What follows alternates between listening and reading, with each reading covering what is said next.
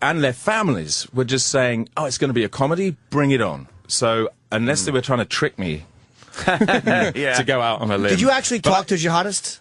Well, not guys who are currently planning anything. No, but I mean, can't like, reveal. people who are at least were involved with it and are out of it now. Well, you talk to people and they get in a weird situation. So, like, when I talked to people who went to fight in Bosnia in the 90s, but that was a time when Margaret Thatcher, recently out of power, said, "I think British Muslims should go and fight against the Serbs, go and help the." So you get people. They can say they can tell you stories from that kind of training camp because it's not incriminating, but nobody says, "Yeah, I've just come back from training camp," and you know what? They're gone. So the latest things you rely on kind of court cases and stuff. But I spoke to people. I spoke to a guy who fought alongside Bin Laden against the Russians in the 90s, and then he had a major disagreement with him and said, "Oh, you've gone mad, and I don't want to be part of this anymore." Did he have the actual disagreement, or did Bin Laden just say something that he secretly disagreed with and he got the fuck out of Dodge? You know what? It's funny. He actually went. He travelled deliberately to a conference in order to stand up and declare that they'd gone overboard. There's this kind of weird thing. It's kind of sometimes people like Peter Bergen, CNN, people who've interviewed Bin Laden, they say he's a very polite man. So it's kind of like against the rules, even if you're, planning mass destruction. If somebody stands up and disagrees with you, there was another guy, there was an Algerian terrorist that Bin Laden invited to go and visit him in Afghanistan. And he pitched, he said, the Algerian terrorist made a dangerous journey. He was a marked man. He said, "What do you want?" Bin Laden said, "I want you to work for me, brother." And this guy said, "I don't want to work for you. I'm my own man. I've got my own list of atrocities. I don't need to be part of your team. And I tell you what, if I ever hear from you again, I'm going to come back here and I'm going to cut your fucking head off." And I thought, how often do you imagine Bin Laden sitting on his rock looking like a slapped child? It's kind of, the dynamics are not quite the same. So this guy stood up and said, "You've gone mad, this isn't working. You can't just go around blowing up people for no reason."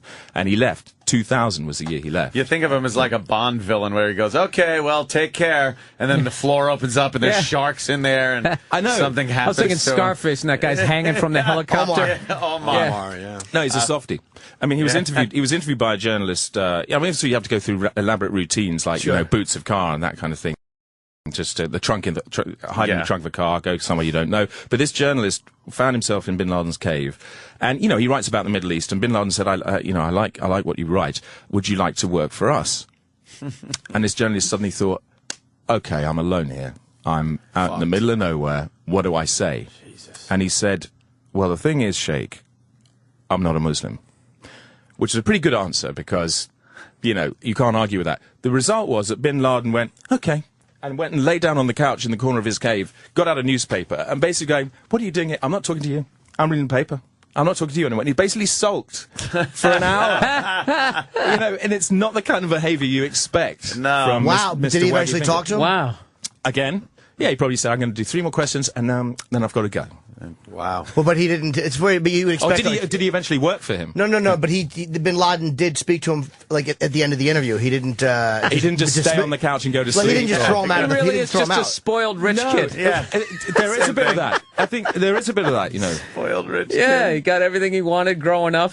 Lawrence Wright's book, The Looming Tower, describes Bin Laden's life, and it is quite like that. I don't think he had it hard. Is he though? Is he like the real radical, or is it Al-Zawahiri? I think. Yeah, no, he's the Egyptian. He's got all the words coming out of his mouth, Who? hasn't he? Al-Zawahiri. Yeah. He's the one. The Egyptian, I think, is the real fucking radical. Like Bin Laden, I guess, is the figurehead. And I'm sure approves of this stuff. And the money.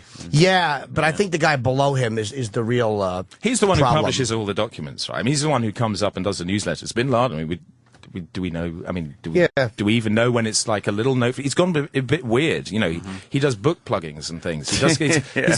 His rhetoric's come unraveled. The other guys still write online, but I'm not sure. Somebody could be making that stuff up for Bin Laden. Remember he plugged a book a few years ago. That book, Rogue State. He sort of said, "And I want you Americans." I think it was just before the election, and he was saying, "I want you Americans to read a book." Rogue More State. effective than Oprah? It went up. Do you know what? He was I think it went up to Bin Laden Book Club. Hopefully, happy endings is on there, Jimmy. Happy endings. Right. Win a date with Osama. He's like a hunk now. Everybody wants to fuck him. Hey, you think Bin Laden's alive still?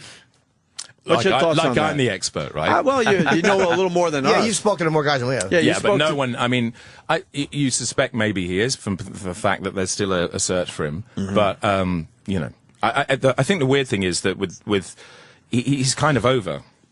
You know, he's still a figurehead, but he's still a sort of Che Guevara type figure. But he's, you know, there's new things happening. It's kind of quite dispersed. It's like music. Every 5 years, you need. Yeah, I mean, he had another a difficult super second band album, comes didn't out. he? Yeah. And I'm not sure it's really, you know, it's not even in utero what he's done. And where do you think he is? Where do you think he's at if he's alive?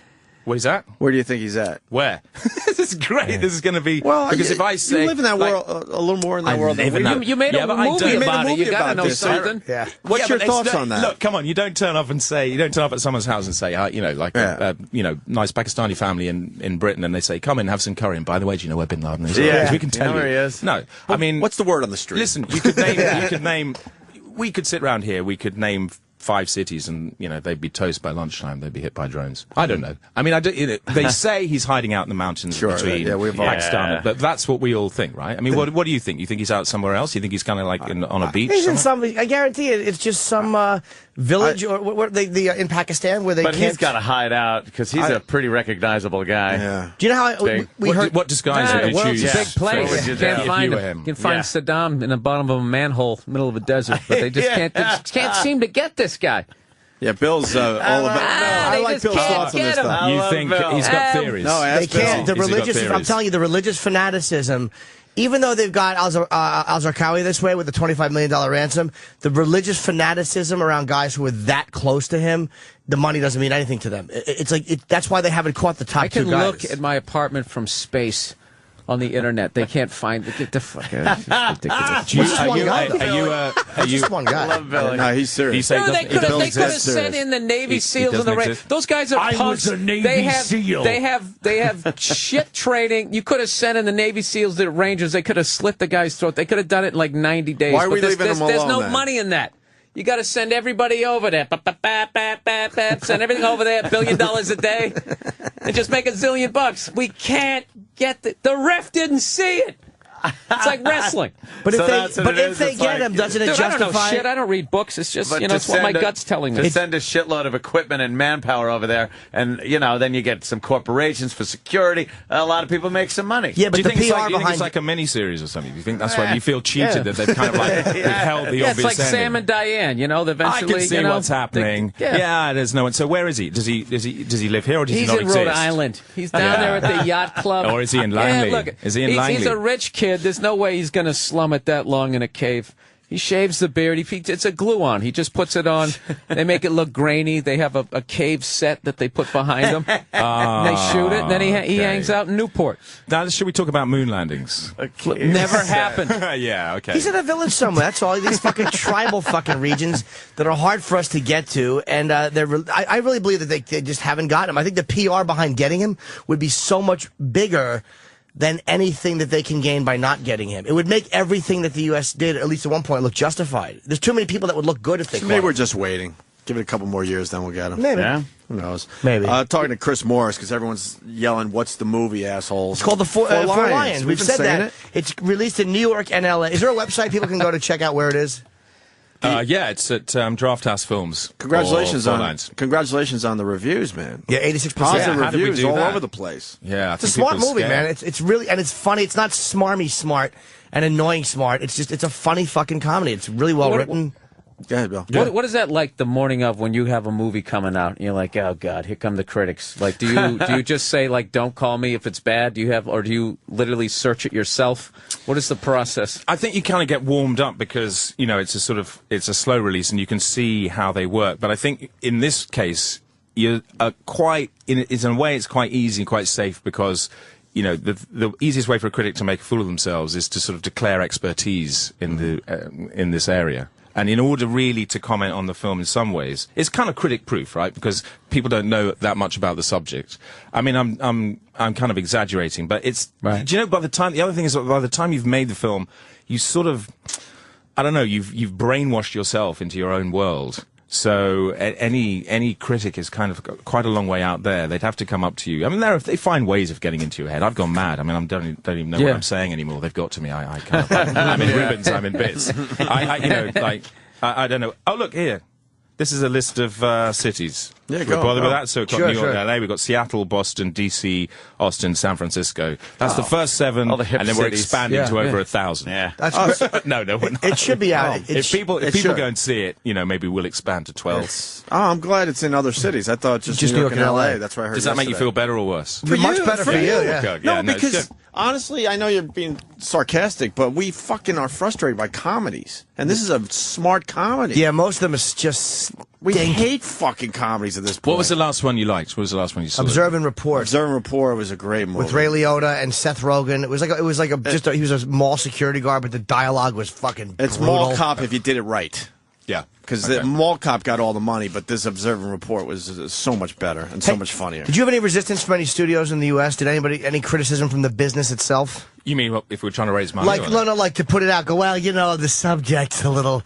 Did anybody, these fucking jizzbags, they had to have come after you with that shit. I think you can guess, right? And if you did the face you did there and the voice, I mean, that kind of sums it up. But we didn't have direct criticism, not direct intervention, because I think studios in the US didn't really care that much. But people did say that. The thing is that you get brave people. Often, what you have is like in the same committee, brave people are just like, okay, yeah, we love this, and then other people just run and hide, and that's kind of the most frustrating thing because Are people really gonna go on and want to? I don't know who to root for in this. Yeah, who's the winner? Who am I rooting for? Rooting. Yeah, what's gonna make me like these characters? It's like, you fucking twat. I just can't see this being interesting for 90 minutes. Oh, shut up. How many times you just looked at that pen and pencil set on the are you guys? both fucking jugulars? Do I sense the the damage here? That Yeah, you we've all basically had pitched and you've Well, had a it's lot like of I rejection. wrote a We've all had comedy, meetings. and Oh, it's dear. like Just they're always, comes off as like misogynistic. dude. Okay, What what's your if the misogynistic? guy is like retarded? I had a scene in a pilot that I wrote where it was a guy.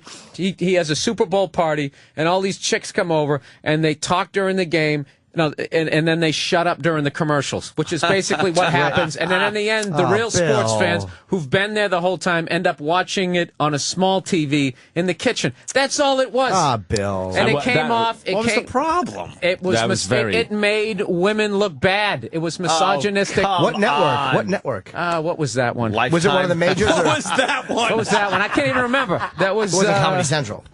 It you might have wa- been Fox. It's just anything. Oh, God. Anything, and I got to admit, all this bitching that they do in the business, I find 80% of the time I'm pitching to a woman. Always. Yeah, Wow. and I got to get it Past beyond their sensibilities, Good luck. and it's like everything that you just I don't know, like They're anything that nonsense. remotely. You got to get clever, right? You got to just, keep the same script, but just swap the men and the women about. Yeah, that's what you do. Okay, Oh, and there you then go. and then once you got the right to make it, switch it back. See, the it women back. are the ones and then you that... just Come on. and then you play dumb. See, Come well, that's on. why you're making movies, and I'm Yeah, it's easy to thinking play about dumb. stabbing people. My film. It's so they're always worried about like how do you root for the guy, and it's like, and I think that in the Punchline Rapist, I think it'd be easy to root. He leaves a different Henny Youngman joke on every woman he brutally sodomizes. Couldn't get that through, huh? I just couldn't get it through. It's too bad. Yeah, there was a Henny Youngman issue, I think. Couldn't get the rights to his jokes. Was Yeah, that the but then what problem? Bill just said is it's like I makes me physically ill. Yeah, man, because you it's know that's what he's ridiculous. dealing with. It's People want to come home and they want to forget their troubles. And watch a film about suicide bombers. That's what they want to do. Look, you can kind of. Who were you rooting for? In the film. I liked all of them. I liked the guy who was, let's say, the smarter of all of them.